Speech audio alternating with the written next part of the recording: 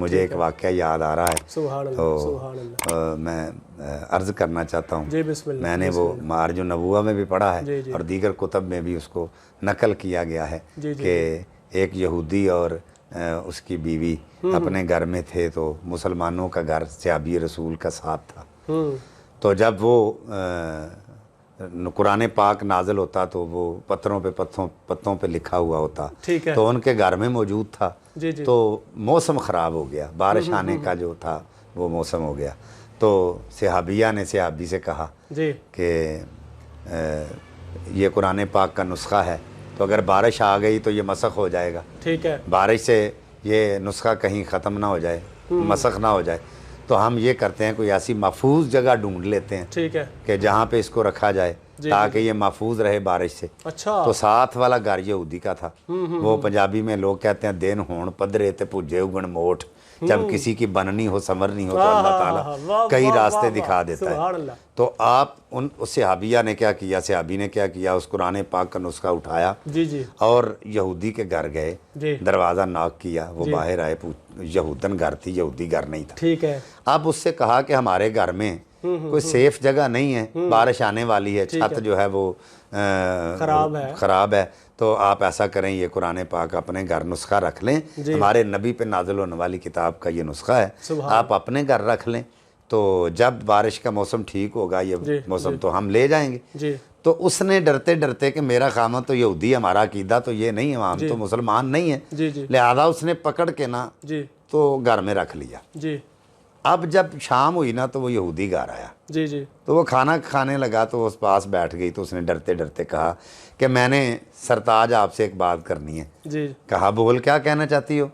اس نے ڈرتے ڈرتے کہا کہ یہ ساتھ والا گھر جو ہے یہ آپ کو پتہ ہے کہ مسلمانوں کا ہے. ٹھیک ہے. تو بارش کا موسم ہو گیا تھا تو یہ قرآن پاک اپنے نبی پہ جو ان کے نبی پہ نازل ہوئی کلام ہے اس کا نسخہ وہ ہمارے گھر رکھ گئے ہیں کہ یہ بھیگ نہ جائے, یہ مسخ نہ ہو جائے, تو آپ اپنے گھر رکھ لیں. ٹھیک ہے. تو وہ میں نے رکھ لیا ہے, تو اس سے ناراض تو نہیں ہوگا؟ اللہ اب اللہ کی نظر دیکھیں اس پہ کیسی ہے جو اللہ کے کلام کی قدر کر رہا ہے, سبحان اللہ اس کی کتنی اس کے ساتھ محبت فرما رہا ہے. جی جی تو وہ یہودی کہہ رہا ہے کہ تو نے ان سے ان کے نبی پہ نازل ہونے والے کلام کا نسخہ تو لے لیا, جی جی لیکن ان سے ادب نہیں پوچھا کہ اس کا ادب کیسے کرنا ہے. اللہ اکبر. اللہ اللہ. وہ حیران ہو گئی کہ وہ تو میں نے نہیں پوچھا. ٹھیک ہے. اس نے کہا اگر تم نے نہیں پوچھا تو آج سزا یہ ہے کہ آدھی رات اس کو سر پہ لے کے تو کھڑی اور آدھی رات میں کھڑا ہوتا ہوں. واہ واہ واہ واہ سبحان اللہ. اب وہ دونوں اسی کشمکش میں ہیں کہ قرآن کی عزت کیسے کی جائے, اس کا ادب کیسے کیا جائے. حالانکہ وہ یہودی ہیں. وہ یہودی ہیں, ہائے ہائے ہائے. وہ یہودی ہو کے اتنا ادب کر رہے ہیں,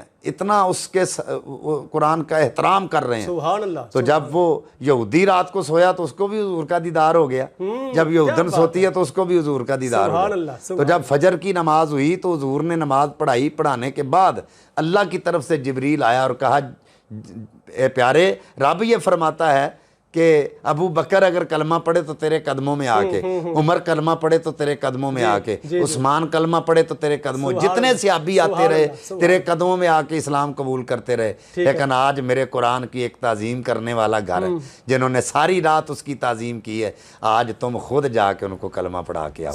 تو جب حضور جا رہے تھے تو ان کی نظر پڑی حضور پر, تو دونوں ایک دوسرے کو کہنے لگے ان کو تو میں نے رات کو خواب میں دیکھا ہے, ان کو تو میں نے, وہ کہنے لگا میں نے بھی ان کو دیکھا ہے, وہ کہتی ہے میں نے بھی دیکھا ہے. اب جب حضور قریب آئے تو انہوں نے بات کوئی نہیں کی, حضور کے قدموں پہ گرے اور عرض کی حضور کلمہ پڑھائیں, ہمیں مسلمان کریں. سبحان اللہ سبحان اللہ. یہ قرآن کی عظمت کے حوالے سے ہے. حضور نبی پاک صلی اللہ علیہ وسلم نے, اللہ تعالیٰ نے بتایا محبوب ان پہ جا کے نظر کرم کرو جنہوں نے میری پاک کلام کو حفاظت سے رکھا ہے, احترام کیا. احترام. سبحان اللہ.